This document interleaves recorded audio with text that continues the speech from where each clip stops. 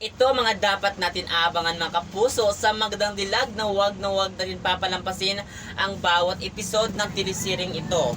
Pag-aawayin nga talaga ni Gigi Robles talaga magkaibigan ito ng mga trader na sumira sa kanyang buhay para maramdaman naman talaga nila kung ano yung pakiramdam na pinagkakaisahan na ginagamit ni Loloko. Kaya aabangan natin ito sapagkat magsisiraan ang mga magkaibigan ito. Gagawin lahat talaga ni Gigi Robles para magkawatak-watak ang mga taong ito. Kaya abangan natin yan mga kapuso kung paano nga ba talaga masisira ang mga magkaibigan na ito naghahaman sa pera at sumira sa buhay ni Gigi Robles. Kaya yan ang aabangan natin dito mga kapuso sa telesiring inaabangan natin kasi nga sinisigurado talaga ni Gigi Robles na maghihiganti siya at kung ano man ang ginawa sa kanya dati ng mga taong ito ay ibabalik lang niya at ito ang pinakamalaking karma na mangyayari sa buhay ng mga taong abusado nito. Kaya naman mga kapuso, lagi natin ito aabangan sapagkat mabagsik na ang paghihiganti ng ating bida